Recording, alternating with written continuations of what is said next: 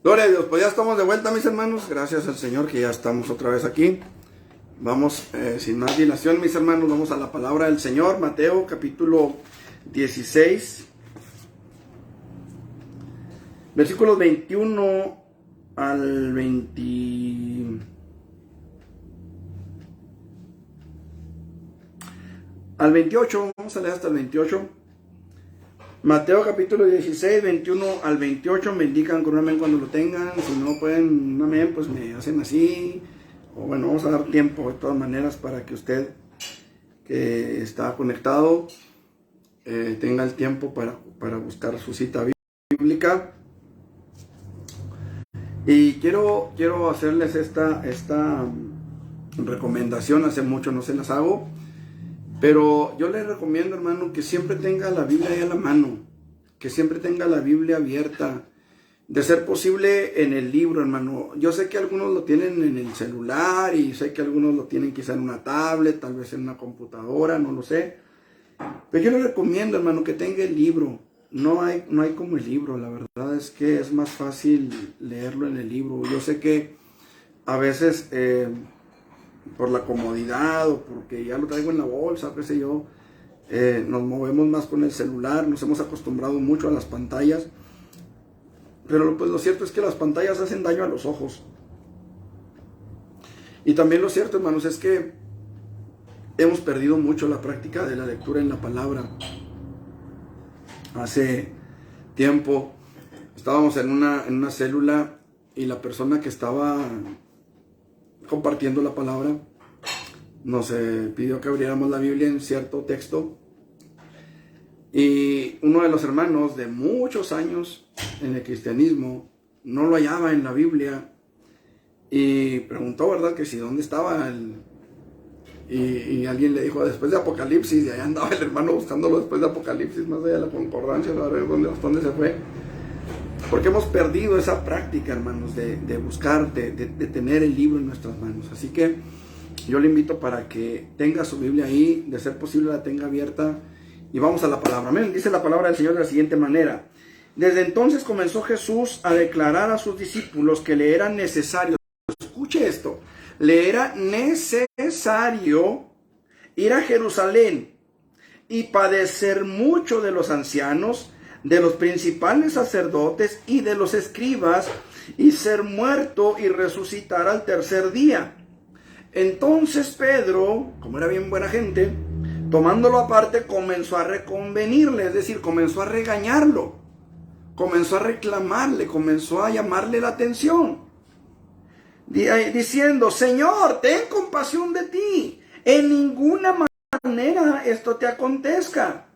Pero él, volviéndose, dijo a Pedro: quítate de delante de mí, Satanás, me eres tropiezo, porque no pones la mira en las cosas de Dios, sino en las de los hombres. Entonces Jesús dijo a sus discípulos: si alguno quiere venir en pos de mí, niéguese a sí mismo y tome su cruz y sígame. Porque todo el que quiera salvar su vida la perderá, y todo el que pierda su vida por causa de mí la hallará. Porque ¿qué aprovechará al hombre si ganare todo el mundo y perdiere su alma? ¿O qué recompensa dará el hombre por su alma? Porque el Hijo del Hombre vendrá en la gloria de su Padre con sus ángeles, y entonces pagará a cada uno conforme a sus obras. De cierto os digo que hay algunos de vosotros, de los que están aquí, que no gustarán la muerte hasta que hayan visto al Hijo del Hombre viniendo en su reino. Vamos a orar. Eterno Dios y buen Padre, en el nombre de Jesús, una vez más, Señor, nos acercamos al trono de tu bendita gracia para darte a ti la gloria, el honor y la alabanza, porque solamente tú lo mereces. Señor, yo declaro mi impotencia, Señor. Yo declaro, Señor, delante de ti y confieso, Padre, que yo no tengo palabras de vida eterna, yo no tengo palabras que edifiquen, Señor, pero tú sí. Tú puedes hablar a nuestro corazón. Tú puedes llenarnos, Señor, el corazón con palabras que alienten, que fortalezcan, que llenen nuestras vidas, Señor. En el nombre de Jesús, Padre, yo te suplico que tú tomes mi vida, que tomes mis labios y todo mi ser, Padre, para que tu palabra fluya, Señor, Y todos aquellos que puedan ver esta transmisión o esta grabación en YouTube, Señor, puedan ser edificados, Padre, para gloria de tu nombre. En el nombre de Jesucristo. Amén. Amén, Señor. Gloria a Dios. La costumbre, oye, iba a decir, pueden sentarse mis hermanos, pero pues, bueno, los que estén en su casita, pues ya estarán sentados, espero. Y si no, pues pueden sentarse. Gloria a Dios. Yo creo, hermanos, que todos nosotros en algún momento hemos experimentado la emoción de comenzar en un nuevo trabajo, en un nuevo empleo. No sé cuál haya sido el desempeño de cada uno, pero creo que algo muy común que sucede en todas partes es que cuando llega el empleado, el recién contratado, empieza con todos los kilos, ¿verdad? Con todo el ímpetu, con toda, como dicen por ahí, la enjundia. Llega con toda la fuerza, con todo el ánimo, con todas las ganas de trabajar y sobre todo de quedarse en el trabajo porque lo acaban de contratar y sabe que está ahí a prueba, que lo están checando, que lo están viendo y está con todos los kilos, ¿verdad? Con todas las ganas. Y quizá incluso esto es tan común que quizá ya los mismos patrones, ¿verdad? Lo ven al trabajador y dicen, no, pues al rato se le pasa, ¿verdad? Porque anda yo, pero que si para arriba y para abajo, ¿verdad? Y lo más común es que empieza el trabajador con ese ritmo fuerte, macizo, duro, trabaja. Pero pasa el tiempo y conforme se va ambientando, conforme se va estableciendo en el trabajo, en el puesto que le dieron, ese ímpetu con el que entró, pues poco a poco se va menguando. Y digo, esto es tan común que a veces hasta los mismos patrones dicen, al rato se le pasa. Al rato se le acaba, ¿verdad? La pila, qué sé yo. Hace tiempo, cuando estábamos todavía con el templo, bueno, con la casita que nos prestaban en Urbi, había un joven, y este joven así llegaba, con muchas ganas, le echaba aquí, le echaba allá, y le ponía, y le quitaba, y quería hacer todo ya. Y un día yo le dije, oye, ¿sabes qué? Le dije, necesitas llevártela un poquito más calmada, porque al rato se te va a cansar el caballo y no vas a hacer más. Y él pensó que yo le estaba poniendo un freno, o no sé qué pensó. El caso es de que, pues, él siguió, ¿verdad? Con su ritmo. Y un día llegó y por ahí nos dijo que, pues, que ya se había cansado de ser bueno. Y se fue, no sé ahorita dónde estará él. Si está o no está en una congregación, realmente le perdimos la pista. Lo último que supimos fue que estaba en una congregación. Pero creo, hermanos, que esto es tan común en los trabajos que a veces muchos dirán, pues realmente no es algo que sea tan preocupante, sucede. Lo que sí es preocupante es que suceda en las congregaciones cristianas, que sucede, hermanos, que cuando la persona está recién convertida se dice que está en su primer amor, ¿sí? Que anda haciendo aquí, que anda predicando allá, que anda evangelizando por acullá, que anda trayendo amigos a la iglesia, que anda predicándole a todo mundo, y de repente ese fuego, esa pasión, ese deseo, como que se va apagando, hermanos. Muchos, hermanos, llegamos al camino de la fe y en su momento comenzamos con toda la actitud, como luego se dice, ¿no? Comenzamos a predicar aquí, comenzamos a evangelizar allá, comenzamos a orar por los enfermos, comenzamos a orar por todos. Y de repente eso se empieza, como decía hace un momento, a hacer menos. Y desgraciadamente, hermanos, muchos han tropezado en el camino. Muchos han tropezado en el trayecto y algunos se han sentido tan frustrados, algunos se han sentido tan cansados al ver que realmente no somos tan, ¿qué pudiera decir? Tan fuertes, tan poderosos como esperaríamos. Y es que cuando comenzamos con todas las ganas, pero a veces no hay doctrina, a veces no hay enseñanza que nos dé la fuerza, que nos dé la estabilidad. Y muchos terminan por apartarse del camino, tropiezan y se van, se apartan. Yo quiero que veamos algo aquí, hermano. Mire, desde entonces, dice la palabra, comenzó Jesús a declarar a sus discípulos que le era necesario ir a Jerusalén y padecer mucho de los ancianos, de los principales sacerdotes y de los escribas, y ser muerto y resucitar al tercer día. La historia nos dice, hermanos, que los discípulos y sobre todo la gente común del pueblo, ellos esperaban a un Mesías militar. Ellos no esperaban a un Mesías sufriente, ellos no esperaban a un Mesías que viniera a dar la vida por ellos, ellos esperaban a un Mesías que viniera a destronar a los romanos, que viniera a echar fuera a los romanos, fuera de Israel, y que ellos volvieran nuevamente a ser aquel reino, aquel país, aquella nación, con el esplendor que tuvo en el tiempo del rey David. Ellos esperaban eso. De hecho, los fariseos, esa era la esperanza que ellos tenían, que o que el Mesías viniera, restaurara el reino de Israel y ellos heredaran importantes puestos políticos. Recuerden que los fariseos eran parte del partido político religioso más influyente junto con los saduceos, aunque por encima de ellos, dentro del pueblo de Israel, los fariseos tenían un control, un dominio muy superior, hermanos, a los saduceos, dentro de lo que era el gobierno judío, aparte del imperio romano, por supuesto. Pero los fariseos ejercían una gran presión, ejercían una gran autoridad sobre el pueblo de Israel. Entonces, ellos esperaban un Mesías totalmente diferente al que llegó. Ellos esperaban un Mesías que viniera y restaurara el pueblo, restaurara la nación y fuera un gran militar, un gran líder conquistador. Bueno, ellos tropezaron por eso. Hoy, hermanos amados, yo quiero que veamos que desafortunadamente hay muchos creyentes que han ido tropezando, que están ahorita quizá caídos, que están ahorita quizá derrumbados. Déjeme decirle que hay una palabra de Dios para usted. Dios quiere levantarle, Dios quiere restaurarle, Dios quiere que usted vuelva nuevamente al primer amor. Dios quiere que usted sea restaurado a la calidad que tuvo en el tiempo de su primer amor, en el tiempo en el que usted rindió su vida.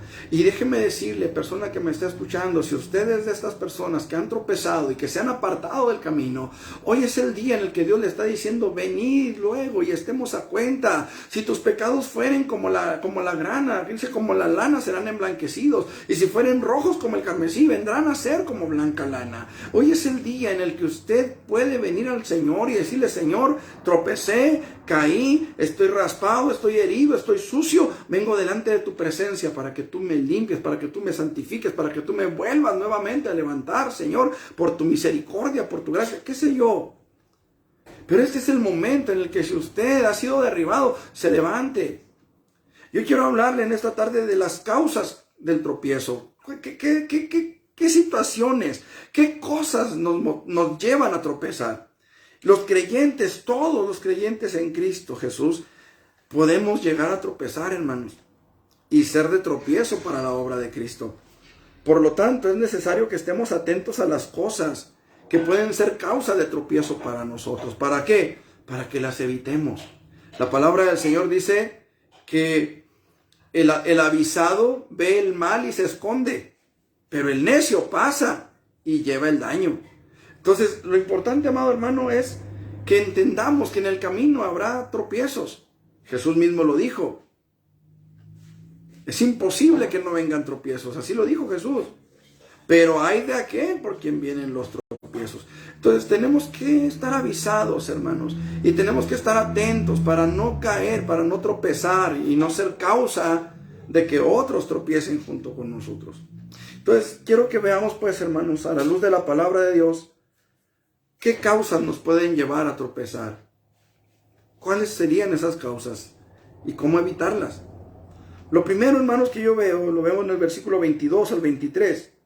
Entonces Pedro, tomándolo aparte, comenzó a reconvenirle diciendo, Señor, ten compasión de ti, en ninguna manera esto te acontezca. Pero él, volviéndose, dijo a Pedro, quítate de delante de mí, Satanás, me eres tropiezo, porque no pones la mira en las cosas de Dios, sino en las de los hombres. ¿Cuál sería la primera razón, hermanos? ¿O cuál sería la primera causa de tropiezo? La primera causa de tropiezo, hermanos, y creo es la más importante, es cuando le damos oído a Satanás. Es cuando le damos oído al diablo, es cuando dejamos que el diablo venga y ponga palabras en nuestro corazón, venga y ponga palabras en nuestra mente, y nosotros abrazamos esas palabras, nosotros tomamos esas palabras y las aceptamos. Ese es un problema muy serio, amado hermano. Hoy nosotros necesitamos entender que nuestros oídos, nuestra mente, nuestro corazón, nuestros oídos tanto físicos como espirituales deben estar abiertos al Señor, pero cerrados completamente a la voz del enemigo de nuestras almas. Una de las cosas, hermanos, que nos puede llevar al tropiezo, sin duda alguna, será la obra de Satanás. Y esto es importante que nosotros entendamos. Si algo puede entorpecer los planes de Dios para nuestras vidas, para con el ser humano, son las propias decisiones que nosotros tomamos. La palabra del Señor nos dice en Juan capítulo 3, versículo 18, el que en él cree no es condenado, pero el que no cree ya ha sido condenado por cuanto no ha creído en el nombre del unigénito Hijo de Dios. ¿Qué tiene esto que ver? Mire, la palabra de Dios es clara, es precisa. Usted y yo tenemos la necesidad, la responsabilidad, la obligación, como le quiera usted llamar, de decidir qué vamos a hacer con Jesús. Jesús dijo que Él era el Hijo de Dios. Jesús murió por nosotros en la cruz del Calvario. Jesús hizo milagros. Jesús enseñó la palabra de verdad. Jesús vino como la ofrenda de Dios, el pago de Dios a la justicia divina que exigía nuestra muerte. La pregunta es, ¿qué vamos a hacer nosotros con eso? ¿Qué es lo que tú vas a hacer con eso? ¿Qué es lo que yo decido hacer con eso? Porque en otro tiempo quizá no lo sabíamos, quizá en otro tiempo estábamos ignorantes, completamente ignorantes de lo que sucedía en el mundo espiritual. Pero ahora usted y yo tenemos las Escrituras, tenemos este precioso libro. Algunos quizá, decía ahorita hace un momento, lo tendrán en el celular, lo tendrán quizá en una tableta, qué sé yo. Pero todos en este momento no hay ser humano que no tenga acceso. Quizá pudiéramos hablar allá en África, en los lugares más recónditos del África, en el Congo, qué sé yo.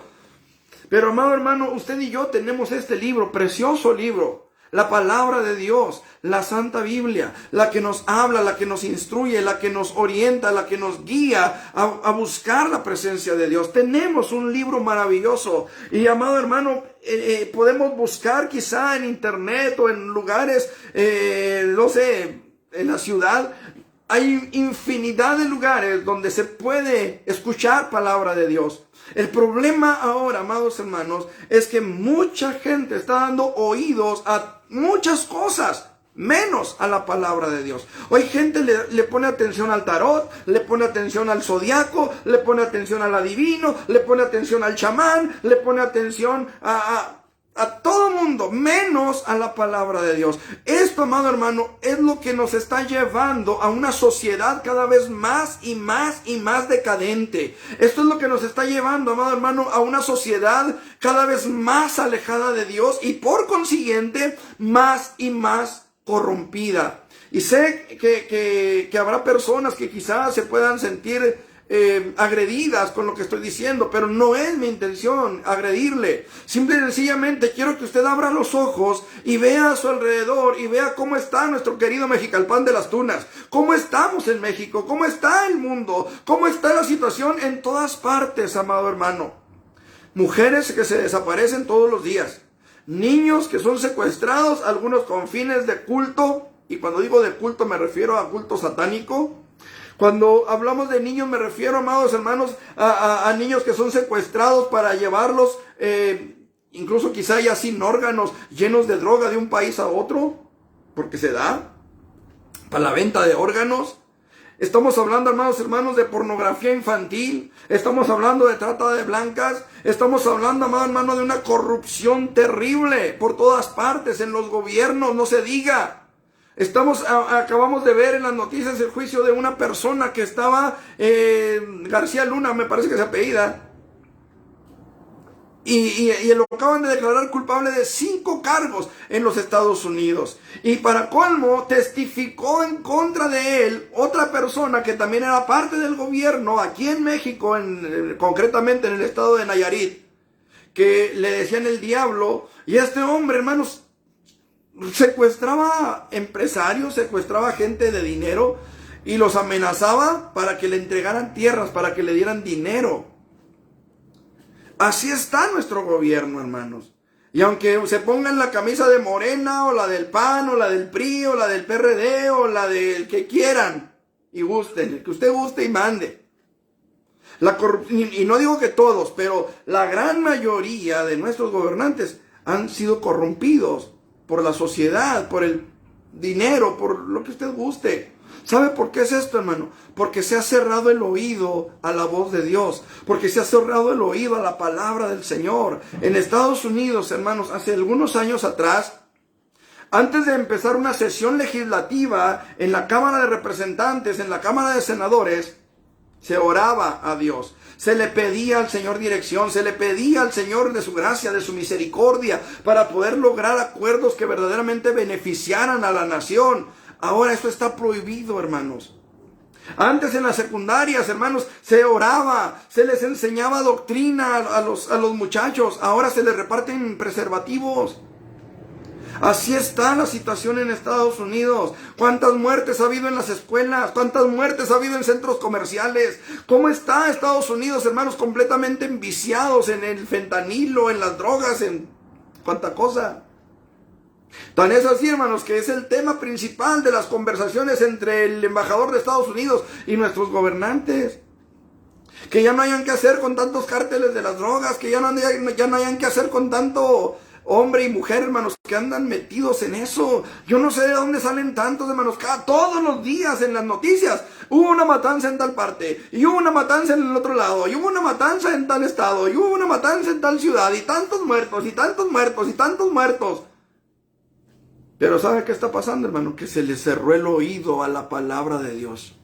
Y se le ha estado dando oído a la voz del enemigo de nuestras almas. Una de las cosas, hermanos, que nos toca hacer a nosotros, decía hace un momento, ¿qué vamos a hacer con lo que estamos sabiendo, con lo que estamos aprendiendo, con lo que estamos conociendo de Dios? ¿Qué es lo que tú vas a hacer? Una de las cosas que podemos hacer es precisamente decidir darle oído a la palabra de Dios. Porque una de las causas, y repito, creo yo que es la principal, es darle oído al enemigo de nuestras almas. Darle oído a su voz. La palabra del Señor dice que el diablo, como león rugiente, anda alrededor buscando a quien devorar. Y qué terrible es, hermano, que nosotros nos le pongamos en charola de plata. Fíjese qué tremendo es esto, hermano. Si usted se va a la sabana, allá en África, a un safari, no sé, a un tour, ¿verdad? Usted se va a dar cuenta de que hay unos animales que son enormes. Los búfalos, por ejemplo. Son animales que tienen cuernos. Los antílopes, hay algunas clases que tienen cuernos también. Pero cuando se acerca un león, los búfalos, que son animales muy grandes, ven que se acerca un león y patitas, ¿para cuándo son? ¿Verdad? Salen hechos la mocha, se van, corren, huyen. Son más grandes que los leones, pesan más que los leones. Y se puede decir que tienen hasta más fuerza que los leones, pero huyen de los leones. ¿Por qué huyen de los leones? La respuesta es muy clara, muy simple. Porque los leones ven en el búfalo su comida, su alimento. Pero los búfalos ven en el león a un asesino, a un carnicero, que viene a comérselos. Ellos podrían defenderse perfectamente de un búfalo, de un león, pero no lo hacen, huyen. El problema con nosotros, hermanos, es que vemos al león y no lo identificamos como el devorador. No lo identificamos como el que viene a destruirnos, a matarnos. No hemos hecho caso. No nos ha entrado realmente en nuestra cabecita, no nos ha entrado que Satanás no va a tener misericordia, Jesús dijo que Él es homicida desde el principio. Y esto es una realidad, amados hermanos, que necesitamos entender. Satanás no va a tener misericordia. Y el punto es, amados hermanos, que Dios quiere hablar a nuestras vidas.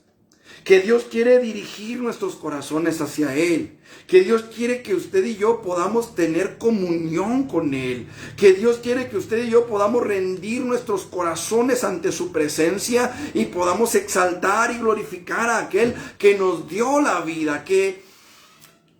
¿Cómo se lo quiero poner?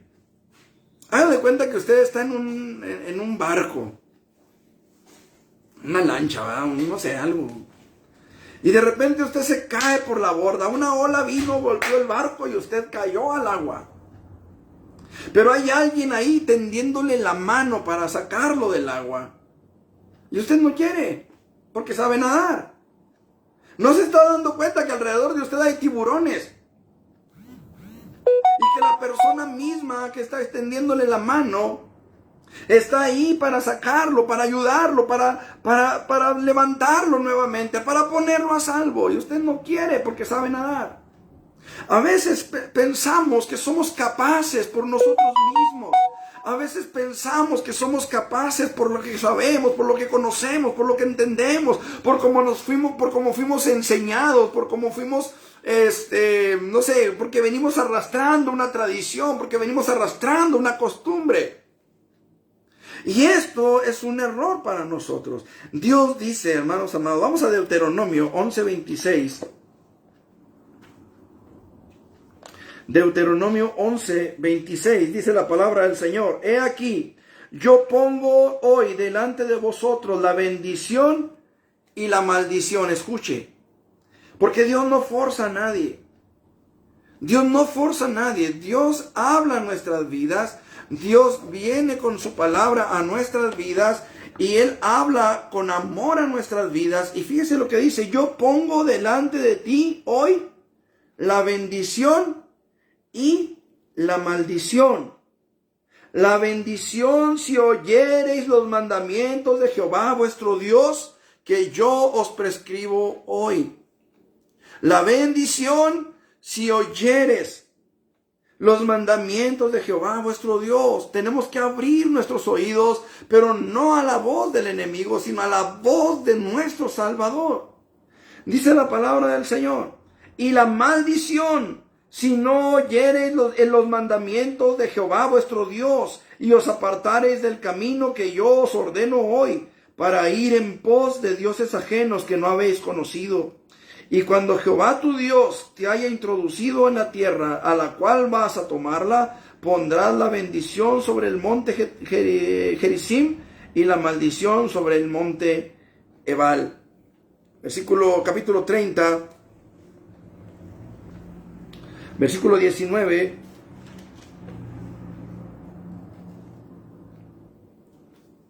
Dice: a los cielos y a la tierra llamo por testigos hoy contra vosotros, que os he puesto delante la vida y la muerte, la bendición y la maldición. Escoge pues la vida, para que vivas tú y tu descendencia. Vuelvo a la pregunta: ¿qué vas a hacer? ¿Qué vamos a hacer? ¿Cuál va a ser nuestra decisión? Porque alguien me dijo alguna vez: es que Dios es amor. La Biblia dice que Dios es amor. ¿Y usted cree que un Dios de amor va a echar a sus hijos al infierno? Yo le dije, obviamente no. Pero la Biblia dice que no todos son hijos de Dios. La Biblia dice claramente: a lo suyo vino. Juan capítulo 1 versículos 11 y 12. A lo suyo vino, mas los suyos no le recibieron. Mas a todos los que le recibieron, escuche eso, a todos los que le recibieron, a los que creen en su nombre, a esos les dio potestad de ser hechos hijos de Dios. Y los que no, le dije yo, ¿Qué pasa con los que no? Porque la Biblia es muy clara. A los que le recibieron, a los que creen en su nombre, les dio potestad de ser hechos hijos de Dios. ¿Y los que no? Jesús le dijo a los fariseos, escuche, los fariseos eran el grupo religioso, político religioso más fuerte en Israel. Y Jesús les dijo, hijos del diablo. Jesús les dijo, vosotros sois hijos de vuestro padre el diablo. Y las obras de vuestro padre queréis hacer. ¿Cuáles son las obras que nosotros hacemos? ¿Son las obras del Señor o son las obras de Satanás? ¿Cuáles son esas obras? Escuche esto, la Biblia dice, la Biblia menciona dos mujeres simbólicas en la palabra. Una es la novia del Cordero, la otra es la ramera. Entonces, usted y yo tenemos que ser parte de una de las dos. O somos novia o somos ramera, pero no podemos ser las dos cosas. Y de eso depende, hermanos, de nuestra decisión. ¿Cuál es la decisión que tú vas a tomar? ¿Cuál es la decisión que tú vas a tomar esta noche? Algo que nos puede llevar a tomar malas decisiones, hermanos, decía, es darle oído al enemigo de nuestras almas. Si usted va conmigo a Génesis, capítulo 3. Génesis capítulo 3, versículo 1. Pero la serpiente era astuta, o sea, era muy lista, más que todos los animales del campo que Jehová Dios había hecho, la cual dijo a la mujer, con que Dios os ha dicho, ¿no comáis de todo árbol del huerto? Esto es de pensarse. Ahorita, hermano, si usted ve un ratón que vea usted en su casa, cierta ocasión se nos metió un ratón aquí a la casa y a mi esposa le daba mucha risa porque yo andaba brinque queriendo sacar al ratón, queriéndolo. Y a mi esposa le daba mucha risa porque estaba el ratón en el baño y yo entré ahí al baño a tratar de sacar el ratón. Me puso un susto y mi esposa se reía mucho. Pero sí con un ratoncito, hermanos, a veces andamos ahí que no queremos que nos muerda, obviamente está el temor de la rabia. Pero imagínese una serpiente. Y deje usted la serpiente, a una mujer hablando con la serpiente. O sea, regularmente, cuando pasó eso del ratoncito que se nos metió aquí a la casa, mi esposa me habló a mí porque ella no quería enfrentarse al ratón. Ahora imagínese si hubiera sido una serpiente, hermano. O sea, no quiero decir que una mujer no puede matar a una serpiente, pero a lo que me refiero es a que una mujer que ve que una serpiente está hablando, pues como que está de pensarse, ¿no? Y el asunto aquí, hermanos, es que pareciera, hermanos, como que por cómo se da el diálogo, porque dice, y la mujer respondió a la serpiente. O sea, hay un diálogo entre ellos, o sea, entre la serpiente y la mujer hay un diálogo. Quiere decir que había confianza, que había una inocencia en la mujer, había un acercamiento con los animales. Yo no sé si Eva había visto alguna serpiente hablando antes, o si era la misma, o cómo es que se da ese diálogo sin que Eva se asuste o se asombre de que la serpiente le haga esa pregunta, porque lo que Eva le dice es, la mujer respondió a la serpiente, del fruto de los árboles del huerto podemos comer. Yo lo primero que hubiera dicho es, ¿cómo es que hablas? ¿Por qué me estás hablando? O sea, eres un animal. ¿Me explico? Eres una serpiente, ¿por qué hablas? Pero no, Eva lo primero que le dice es, del fruto de los árboles del huerto podemos comer. Y se puso a tirar el chal, ¿verdad? Como luego decimos, con la serpiente. Nomás le faltó sacarle las galletas y la leche, o el café. Versículo 13, dice la palabra, entonces Jehová Dios dijo a la mujer, ¿qué es lo que has hecho? Y la mujer dijo, la serpiente me engañó y comí. La serpiente me engañó. Y la serpiente está engañando a las naciones, la serpiente está engañando al ser humano, la serpiente le está haciendo ver al ser humano, no, es que tú tienes derechos humanos y esos derechos humanos quieren decir que tú puedes hacer con tu vida lo que tú quieras, que tú puedes vivir como tú a ti te plazca, que tú puedes hacer con tu vida lo que tú quieras y gustes porque es tu vida. Y quiero decirle, hermano amado, que esto es cierto, pero hay un pero. Y quiero llevarlo a ese pero que está en Eclesiastés, capítulo 11,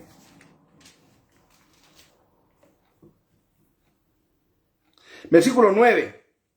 Eclesiastés 11:9 dice la palabra de la siguiente manera, escuche, dice, alégrate joven en tu juventud y tome placer tu corazón en los días de tu adolescencia y escuche, anda en los caminos de tu corazón. ¿Qué entiende usted por eso? Anda en los caminos de tu corazón y en la vista de tus ojos. ¿No es como se está viviendo ahorita? ¿No es como está viviendo la gente a nuestro alrededor? Y usted dirá, bueno, pero pues ahí dice. Bueno, vamos a ver qué más dice. Dice, pero sabe. O sea, aquí está el pero sabe que sobre todas estas cosas te juzgará Dios. O sea, vas a dar cuenta de todas las decisiones que tomes. Y si las decisiones que tomas están manipuladas por la serpiente, son tus decisiones. Es tu decisión. La mujer le dijo a Dios, la serpiente me engañó y comí, sí, pero la decisión fue tuya. Y luego le dice al hombre, bueno, primero llamó al hombre, primero confrontó al hombre y dijo, la mujer que tú me diste. Sí, pero la decisión fue tuya. No fue de tu mujer, fue tuya. Tu decisión fue tuya. La decisión de tu mujer fue de tu mujer. Entonces, cada uno de nosotros dará a Dios cuenta de sí mismo. Y por eso necesitamos entender que no podemos darle oído al enemigo de nuestras almas, porque darle oído a él es darle la espalda a Dios. Y darle la espalda a Dios es sinónimo de ser condenados por la eternidad. Entonces yo necesito, amado hermano, entender que si lo que yo no quiero es tropezar en mi caminar cristiano, yo necesito cerrar mis oídos a la voz de Satanás. No puedo estarle haciendo caso a Satanás. No puedo estarle, ay, es que pobrecito de mí, soy débil, es que sí es cierto, yo. No, hermano, tenemos que cerrar nuestros oídos a eso y abrir nuestros oídos a la palabra de Dios. Hermanos, lo que Eva y Adán hicieron, lo que Adán y Eva hicieron, fue abrirle sus oídos a Satanás. ¿Qué es lo que Pedro hace, hermanos, en el texto que estamos leyendo? Él le dio oído a Satanás. ¿Cómo lo llamó Jesús? Apártate de mí, Satanás, me eres tropiezo. Me eres tropiezo. Ahora,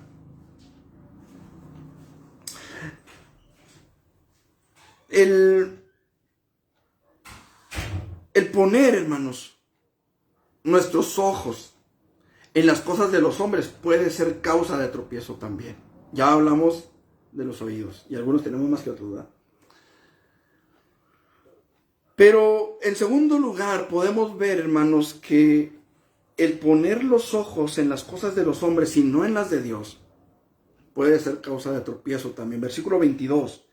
Entonces Pedro, tomándolo aparte, comenzó a reconvenirle diciendo, Señor, ten compasión de ti, en ninguna manera esto te acontezca. Pero él, volviéndose a Pedro, dijo, quítate de delante de mí, Satanás, me eres tropiezo, porque no pones la mira en las cosas de Dios, sino en las de los hombres. Escuche esto. Déjeme ver cómo lo hilvano para que usted me pueda entender lo que le quiero decir. Jesús no le dijo a Pedro, Pedro, estás tropezando. Jesús le dijo a Pedro, me eres tropiezo. Y eso es interesante, hermano. Porque Jesús no le está diciendo a Pedro, vas a tropezar, Pedro. Jesús le está diciendo a Pedro, me eres tropiezo a mí, Pedro. ¿A qué se refería Jesús, hermanos, con eso? ¿Qué era lo que quería decir Jesús con eso de me eres tropiezo? ¿Será que los seres humanos, hermano, podemos detener la mano de Dios? ¿Será que los seres humanos podemos hacerle frente a Dios y vencer. ¿Será eso? ¿Qué será, hermano? ¿A qué se refiere Jesús cuando dice, me eres tropiezo? Permítame darle mi opinión. Creo que Jesús se refería a la obra que Jesús mismo estaba por hacer en favor del propio Pedro. Fíjese cómo dice la palabra. Desde entonces, versículo 21, comenzó Jesús a declarar a sus discípulos que le era necesario. ¿Le era qué? Le era necesario ir a Jerusalén y padecer mucho de los ancianos. Recuerda que ahorita mencionábamos lo que los fariseos esperaban del Mesías. Ellos no esperaban un Mesías sufriente. Ellos no esperaban un Mesías que pudiera morir y menos de la forma en la que Jesús murió. Ellos no esperaban eso. Ellos esperaban a un rey, ellos esperaban a alguien que llegara montado en un caballo, no en un asno. Ellos esperaban a un Mesías que naciera en una cuna de nobles, puesto que era un descendiente del rey David. Ellos esperaban a alguien que naciera, no sé, ahora sí que como dicen las canciones de Navidad, ¿no? En una cuna de oro y que la Virgen se está peinando con un peine de plata fina y que quién sabe qué tanto. Bueno, todo eso son puras mentiras, ¿verdad? Navideñas. Pero lo cierto es, hermanos, que Jesús vino a nacer en un establo. O sea, nadie esperaba un Mesías así. Lo hemos explicado en otras ocasiones. ¿Por qué a los pastores les es anunciada la llegada del Mesías en un establo? Hallaréis al niño envuelto en pañales, acostado en un pesebre. ¿Por qué a los pastores se les presenta así? Y a los magos Dios les pone una estrella para que sepan que ha nacido un rey, y no cualquier rey, porque no a todos los reyes les pone Dios una estrella ahí para que le anuncie su nacimiento, y menos para guiarlos hasta el lugar donde el Mesías estaba, donde el rey estaba. Pero los pastores llegaron al establo porque ellos eran pobres. Ellos necesitaban a un Mesías que estuviera cerca, que pudieran tener acceso, que pudieran llegar a él. En cambio, los magos, que eran gente estudiada, que eran gente astrólogos, en realidad es la palabra más correcta, más que magos, porque magos son los que practican la magia, y estos no practicaban la magia, estudiaban los astros, eran astrónomos. Ellos ven la estrella. O sea, ellos se dan cuenta de que hay algo especial en ese niño que ha nacido. Ellos no llegaron al establo como tenemos por costumbre ver en los nacimientos. De hecho, en los nacimientos llegan primero los magos antes que el bebé. Ellos llegaron 2 años después, hermanos. Y llegaron a la casa donde estaba Jesús. La palabra es clara cuando dice que ellos llegaron a la casa, no llegaron al establo. Y llegaron 2 años después, y usted dirá, ¿y dónde dice eso la Biblia? La Biblia dice que Herodes mandó matar a los niños de 2 años para abajo. Porque ellos llegaron en ese aproximado de 2 años. Ahora, vuelvo a la pregunta, hermanos. ¿Puede el ser humano impedir el mover de Dios para la salvación de los seres humanos? ¿Sabe de que Dios no nos necesita a nosotros para salvar a la gente? Y Dios no necesita pedirnos permiso para hacerlo. Él lo hace porque Él es bueno. Él ya dio su vida en la cruz del Calvario. Ya la salvación está regalada para el hombre. Lo único que tenemos que hacer es aceptarla, pero ya depende de cada quien. Y ahí es donde entra lo que Jesús le dice a Pedro. Me eres tropiezo, Pedro, quiero salvarte. Pedro, tengo que morir en la cruz por ti. Pedro, tengo que padecer mucho de los ancianos por ti, por tus pecados, para poderte rescatar, para poderte dar vida, para poderte redimir, para poder levantarte del hoyo, para poder sacarte de las tinieblas a mi luz admirable. Tengo que morir por ti, Pedro. Pedro no lo entendió.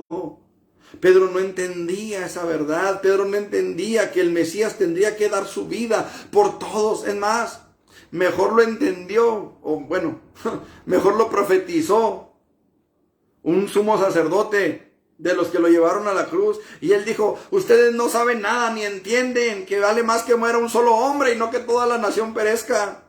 Este hombre era un sumo sacerdote y no sabía lo que estaba diciendo en realidad, pero estaba profetizando que era conveniente que el Cristo muriera por toda la nación. Y no nada más por toda la nación, sino por todo el género humano. Él lo profetizó sin saberlo. Pero porque era, dice la palabra, como era sumo sacerdote, por eso profetizó la muerte de Jesús como sacrificio por toda la nación, por todo el ser humano. Entonces, lo que Jesús le estaba diciendo aquí, hermanos, era que el propio Pedro estaba haciendo tropiezo para la salvación del propio Pedro. No sé si me estoy haciendo entender, espero que sí. Pero lo que Jesús le está diciendo aquí a Pedro es: apártate de mí, Satanás, me eres tropiezo, porque no pones los ojos en las cosas de Dios. Pedro no entendió, Pedro no se dio cuenta, Pedro no sabía de qué manera iba a fluir el plan de salvación. Él no lo entendía en ese momento. Pero aquí lo que el Señor está hablando es que tú, y solo tú que me estás escuchando, y yo y solo yo que estoy hablando, podemos impedir la obra salvadora de Dios en nuestras vidas nosotros, por nuestra necedad, por nuestra terquedad, por la dureza de nuestro corazón, por nuestra ignorancia. Hay muchas cosas en el ser humano que pueden impedir que Dios obre en nuestras propias vidas. Vamos, por ejemplo, a la dureza de corazón, la incredulidad. La palabra del Señor nos dice, amado hermano, que la dureza de corazón trae consecuencias serias a la vida del creyente, la dureza de corazón. Dice la palabra del Señor, amado hermano, que por la dureza del corazón hay ignorancia. Ignoramos la palabra. Ignorar la palabra es igual, hermanos, a permanecer atados al pecado. Es igual a permanecer atados al enemigo. Es igual a permanecer en pecado cuando nosotros ignoramos la palabra. Ahora, la ignorancia de la palabra no es, y repito, la ignorancia de la palabra no es justificante para el pecado. Se lo pongo de esta manera. Supongamos que usted va conduciendo su carro, si usted tiene un carro, ¿eh? Y de repente usted llega a una esquina en donde hay una señal, y en esa señal hay una flecha que está rodeada por un círculo rojo y una línea diagonal atravesada, y esa flecha apunta, vamos, hacia la derecha, y usted da vuelta a la derecha. Esa señal dice que usted no puede dar vuelta a la derecha. Pero hay un árbol que está tapando la señal, está enfrente de la señal y usted no puede ver la señal porque está el árbol. Si usted da vuelta por esa calle y no sé, unos metros más adelante viene un tránsito en sentido contrario, o si el tránsito viene detrás de usted y lo ve que da vuelta a la derecha en donde usted no puede dar vuelta a la derecha, entonces el tránsito lo que va a hacer es primero prenderle las torretas, ¿verdad? Sonarle la chicharra, ¿verdad? Para que usted se pare y lo va a infraccionar. ¿Por qué? Porque usted dio vuelta prohibida y usted dirá, es que yo no vi la señal. Sí, pero ahí está la señal, mire. Pero es que ese árbol no, es que el árbol no es culpa mía, es culpa de la señora, pero usted se dio vuelta y está la señal ahí. ¿Y por qué le digo esto? Porque a mí ya me ha pasado, o sea, si usted va, los que son aquí en Chihuahua, si usted va desde la 20 de noviembre hasta la Juárez por la Pacheco, usted se va a dar cuenta que las señales de vuelta prohibida están en el otro lado. No están del lado derecho donde deben de estar, están del otro lado. Así que en cierta ocasión iba yo bajando por la Pacheco y ahí en, ¿qué es la calle? La Ojinaga, me parece que es la calle Ojinaga, dio vuelta una camioneta y detrás de la camioneta dio vuelta un tránsito.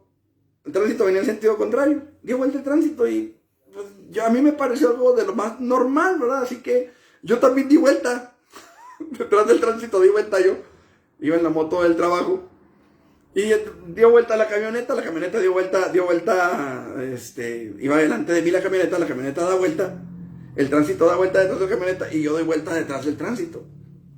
Y como 2 cuadras más adelante me paró otro tránsito. Resulta que ese tránsito que dio la vuelta había parado al de la camioneta. Y ese tránsito habló por radio para que otro más adelante me detuviera a mí. Entonces ya me dijo el tránsito, no, pues es que de vuelta prohibida, joven, y que no sé qué tanto. Y le dije, no, es que no hay señal. No, sí hay. No, le dije, no hay. Oh, que sí hay, que no hay. Pues ahí vamos a ver que sí hay. Y sí había, pero estaba del otro lado de la calle. Y ahí estaba la señal. Yo no la vi, nunca la vi. ¿Me explico? Entonces, yo lo que hice, pues en ese momento pues, fue tomarle video ahí a la cámara para que en el trabajo no me cobraran la infracción. Pero lo cierto es que ahí están las señales. Así que si a usted se le ocurre ir por la Pacheco, ya sabe, no puede dar vuelta a la izquierda porque están las señales del otro lado. Pero ahí están, y están visibles, totalmente visibles. Lo que pasa es que estamos acostumbrados a ver la señal a nuestra derecha. Pero como no están a la derecha, pues yo di vuelta. ¿Y sabe qué pasó? Que no me libré de la infracción. Por más que le dije al tránsito, es que las señales están mal, tienen que estar en su lugar. No me libré de la infracción. Ahí estaba mi señal. Yo di vuelta y me hice acreedor a la infracción. Cuando nosotros ignoramos la palabra de Dios, déjeme decirle que por muy ignorante de la palabra que usted sea, Dios puso en usted y en mí una conciencia moral. Y esa conciencia moral a mí me dice que si yo me meto a una casa que no es mía y agarro cosas de esa casa que no es mía y que por consiguiente lo que está en esa casa no es mío, estoy robando. Y estoy haciendo algo que desagrada a Dios. ¿Por qué cree usted que los ladrones llegan cuando no hay nadie? O cuando nadie los ve. Cuando pueden amagar a una persona. ¿Por qué lo hacen así? Porque saben que están actuando mal. ¿Por qué llevan una pistola? ¿Por qué llevan una navaja, un arma? Porque saben que la persona se puede defender y está en todo su derecho de defenderse. ¿Por qué? Porque están actuando mal. Su conciencia se los dice. Entonces, el hecho de que usted no conozca la palabra de Dios no lo exculpa. ¿Me estoy explicando? Tenemos que poner nuestros ojos en las cosas de Dios para que podamos nosotros caminar, hermanos, sin tropezar a la luz de la palabra de Dios. Ahora, mire esto, hermano. Pedro, al igual que muchos de nosotros, hermanos, él no entendía, en su momento no entendió. Mire, Jesús, hermanos, no está culpando a Pedro, no lo está condenando. Es más, después de que Jesucristo es sentenciado a muerte y resucita, Jesús va y busca a Pedro y le hace una pregunta. Pedro, agápasme, o sea, ¿me amas con el amor de Dios? Y Pedro le responde, filoste. Señor, pues te amo, pero es un amor más humano, más filial, filoste. Y Jesús le vuelve a preguntar, Pedro, agápasme. Y Pedro le dice, Señor, filoste. O sea, no, Señor, no te amo con un amor tan perfecto como el tuyo. Finalmente Jesús le vuelve a preguntar, Pedro, agápasme. Y Pedro le dice, Señor, pues tú sabes que te amo. Pero no te amo con ese amor infalible. Pero aún así, hermanos, Jesús restaura a Pedro porque Pedro lo amaba y él amaba a Pedro. Tú sabes que te amo, Señor, con ese amor imperfecto, pero te amo con este amor que no es igual al tuyo. Mi amor puede fallar, mi amor puede tropezar, pero te amo. Y Jesús estaba allí, hermano, para sostenerlo, para levantarlo, para restaurar a Pedro. Ahí estaba Jesús. Él no lo dejó, Él no lo abandonó. Él siguió buscando. Es más, cuando Jesús es crucificado, dice Pedro, voy a pescar. O sea, Él se regresó a su antigua vida. Hermano, cuando una persona tropieza, lo primero que hace es buscar su antigua vida. Cuando un alcohólico tropieza, lo primero que hace es buscar la cantina. Cuando una persona tropieza, lo primero que busca es ir allá donde Dios lo sacó. La palabra de Dios dice, amado hermano, que Pedro estaba pescando. Y Jesús le dice, ¿has pescado algo? Y él dijo, no, Señor. No, Jesús llega, se sube a la barca de Pedro, empieza a predicar. Y luego le dice, boga, van adentro. Y le dice, echa tus redes. Y Pedro le dice, Señor, toda la noche hemos estado pescando y no hemos pescado nada. Y Jesús le dice, pero en tu nombre echaré la red. Y echa la red. Y Pedro pesca una gran pesca, una pesca milagrosa, al grado de que tuvieron que venir otras barcas a ayudarle con el pescado que había atrapado. Pedro estaba pescando cuando Jesús lo llama. ¿Y sabe a dónde se fue Pedro? A pescar cuando Jesús fue crucificado. Y hasta allá fue Jesús otra vez, a levantarlo, a restaurarlo, a traerlo nuevamente. Porque ese es el amor de Dios. Ese es el amor de Dios. ¿Por qué se fue Pedro para allá? Porque tropezó. ¿Y por qué tropezó? Porque no puso sus ojos en el propósito de Dios. Jesús, amado hermano, les estaba diciendo, me es necesario. O sea, no voy porque quiero tan, voy porque me es necesario. Voy a sufrir, voy a padecer, pero me es necesario. Tengo que hacerlo. Necesito hacerlo, es la voluntad del Padre. Jesús dijo, nadie me quita mi vida, yo la pongo de mí mismo, tengo poder para ponerla y tengo poder para volverla a tomar, es mi decisión hacerlo, tengo que hacerlo, el Padre me mandó a eso, por eso me ama mi Padre, porque siempre hago lo que le agrada y ahora tengo que hacer lo que le agrada y lo que le agrada al Padre es que dé mi vida por ustedes. Pero Pedro no pudo ser capaz de poner sus ojos en eso. No fue capaz de hacerlo. Ahora, nosotros, usted y yo, ¿qué es lo que vamos a hacer? Jesús ya murió en la cruz del Calvario. Ya fue sepultado. Ya resucitó también. Ya fue exaltado a los cielos. El Espíritu Santo ya fue derramado sobre la iglesia. ¿Qué vamos a hacer? ¿Qué vamos a hacer? Pablo dijo, puestos los ojos en Jesús, dijo Pablo. Puestos los ojos en Jesús, el autor y consumador de la fe. La pregunta es, ¿en quién está nuestra fe? ¿En dónde están nuestros ojos? ¿A quién vemos?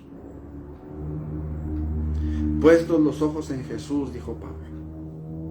Muchos tropiezan, muchos caen, porque tienen los ojos puestos en el pastor, porque tienen los ojos puestos en el de alabanza, porque tienen los ojos puestos en, no sé, en la forma en la que se hacen los cultos. En cierta ocasión, llegó una persona, allá en Urbi, llegó una persona y pues se le dio la bienvenida igual que a cualquiera, se sentó en una banca y comenzamos nuestro culto, así como los que hacemos siempre, ¿eh? El pastor cantando con su voz angelical de pato con anginas, y él nomás nos veía, estaba así el hermano, con sus dos niños a los lados, y nos veía y bueno, siguió la predicación, predicamos. Obviamente se depositó la ofrenda, etcétera, todo lo que es la liturgia del culto. Y al final del culto se acerca el hermano y me dice, sí voy a estar viniendo. Y a mí me llamó la atención que me dijera eso. Y le digo, bueno, le dije, pues por aquí lo esperamos, ¿verdad? Y dice, sí, hijo, es que sabe de que lo estoy observando. Quería ver cómo lleva el culto. Y en su momento, pues, no lo vi yo mal, no. Pero ahora, pensando en las cosas en retrospectiva, creo que más que ver cómo se lleva un culto, lo que necesitamos es ver lo que Dios puede hacer en nuestras vidas. Poner nuestros ojos en Él. Nuestras expectativas tienen que estar en Él, no en cómo se lleva un culto, no en cómo se lleva una liturgia, no en qué es lo que se hace en una iglesia o cómo lo hacen en esta o en aquella iglesia. Porque muchas veces, hermanos, caemos en el error de juzgar que en una iglesia no está el Espíritu Santo porque no hay ciertas manifestaciones, porque no se hacen ciertas cosas que en otros lugares a lo mejor sí se hacen.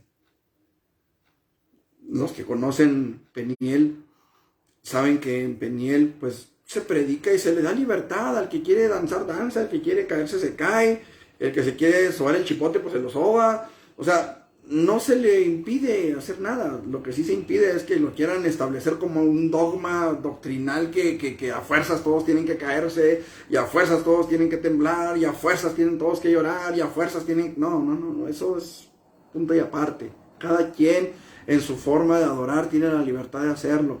Pero el asunto aquí, hermanos, es que Dios es un Dios de orden. También lo que la Biblia enseña. O sea, Dios es un Dios de orden.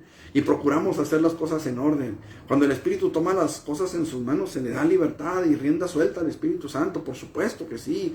Pero darle libertad al Espíritu Santo no es nada más caerse en el templo y salir a seguirle con la lengua suelta. No, darle libertad al Espíritu es salir del templo y vivir en la voluntad del Padre. Eso es darle libertad al Espíritu. Poner los ojos en las cosas de Dios, hermanos.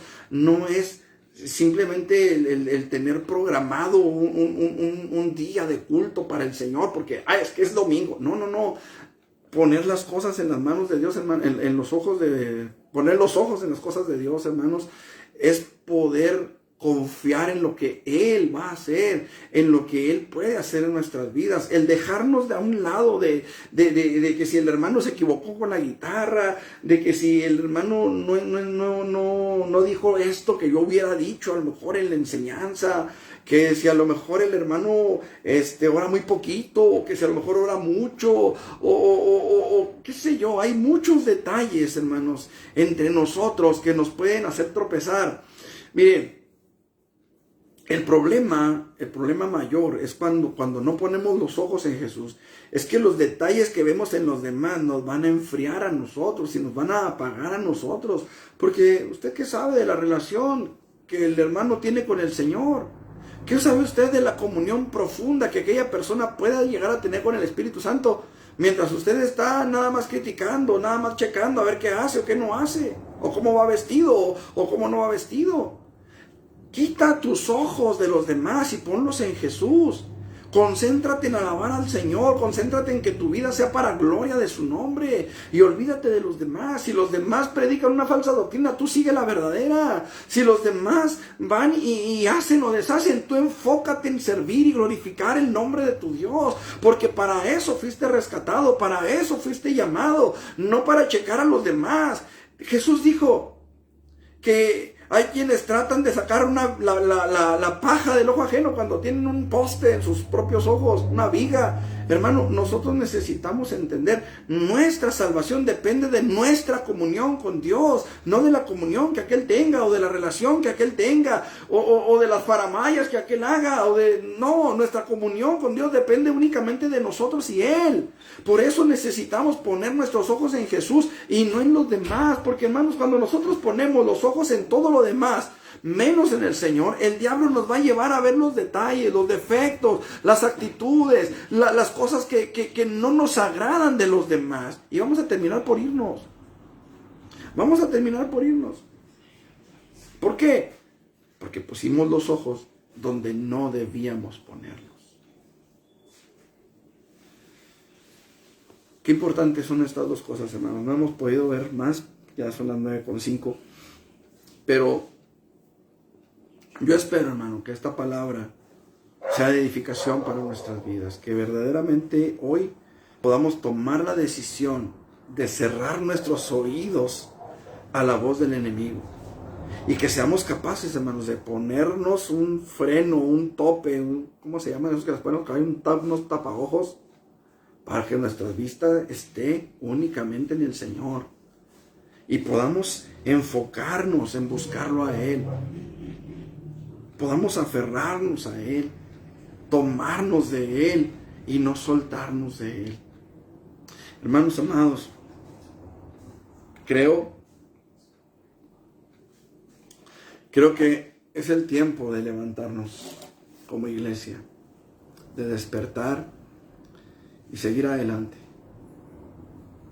Así que en esta noche, hermano, yo le invito para que hagamos un muy sincero examen de conciencia, un autoexamen. ¿Cómo está mi comunión con Dios? ¿Cómo está mi relación con Él? Hay cosas que me han hecho tropezar o que están a punto de hacerme tropezar. Hoy es tiempo, hermanos, de buscar su gracia, de buscar su misericordia para que seamos levantados, sostenidos, si es que no hemos caído, sostenidos antes de caer. Yo lo invito para que, si en algún momento usted ha apartado sus ojos de donde los debe de tener, los vuelva nuevamente al Señor. Yo le invito para que si usted ha dado oídos a la voz del enemigo, en este momento yo le invito para que cierre sus oídos y ábralos a la palabra de Dios. Es lo único que nos va a ayudar a llegar a la meta, a llegar a la patria celestial, a llegar a ese momento en el que el Señor haga sonar la trompeta y nos diga: hey, ven acá, vámonos. ¿Quiere cerrar sus ojos? Eterno Dios y buen Padre, he predicado tu palabra, Señor, y te doy gracias por este hermoso mensaje que tú nos has dado esta noche. Quiero rogarte, Señor, que tu Espíritu Santo descienda sobre nuestras vidas, Padre, y que nos sostengas en tu mano, Padre Celestial. Que tu Espíritu Santo se mueva con poder en nuestras vidas y podamos ver tu gloria y podamos ver tu gracia y podamos ver tu misericordia, Señor, en el nombre de Jesús. Ayúdanos a no darle oído al enemigo, Señor. A esas voces que nos dicen fracasados, has fracasado como cristiano, no sirves para estar en la iglesia, no sirves para servir a Dios, no sabes cómo hacerlo. Esas voces que nos dicen, Señor, que no podremos llegar a la meta, Señor, las reprendemos en el nombre de Jesucristo y te pedimos, Padre, que tú nos alientes, que tú nos ayudes, Señor, a tener siempre, Señor, una actitud enseñable y una voz obediente a tu palabra, Señor, unos oídos obedientes, Señor, a tu palabra.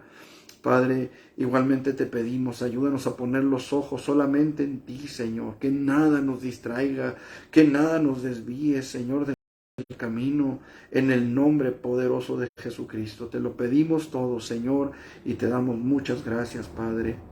Amén. Amén, Señor. Gloria a Dios. Pues que Dios me los bendiga, mis hermanos. Nos vemos con el favor de Dios el próximo viernes a las 6 de la tarde en nuestra reunión de oración ahí en Peniel. Los invitamos, usted está cordialmente invitado. Tenemos nuestra reunión el viernes a las 6 de la tarde, es reunión de oración, así que por ahí lo esperamos con los brazos abiertos. Esperamos que el Señor le bendiga, que el Señor sea con ustedes y que la gloria de su nombre permanezca sobre sus vidas. Los esperamos el domingo también a las 11 y 12 del día para nuestro culto y nuestra escuela dominical respectivamente, 11 y 12 del día. También el próximo miércoles, con el favor de Dios, pues por este mismo medio, si Dios no dispone otra cosa, les recuerdo, hermanos, que vamos a tratar de comenzar ya el mes próximo, si Dios no dispone otra cosa, con la predicación al aire libre. Si usted desea que se predique fuera de su casa, háganoslo saber. Nosotros llevamos no sé qué tanto equipo de sonido podamos llevar y vamos a predicar ahí fuera de su casa. Amén. Vamos a llevar obviamente la guitarra, vamos a cantar alabanzas, vamos a tener un culto al aire libre. Amén. También les recordamos a los jóvenes que este próximo sábado no va a haber reunión de jóvenes porque tenemos la salida de varones. Vamos a ir a otra congregación los varones, así que les recuerdo, hermanos varones, 4:30 más tardar, nos esperamos en el templo para salir de ahí todos juntos a Juan 8:32. Que Dios me los bendiga, hermanos, y nos vemos con el favor de Dios este próximo viernes. Mañana, jueves, jóvenes, los esperamos en el templo. Necesitamos ponernos de acuerdo respecto a el día en el que vamos a estar trabajando con la alabanza.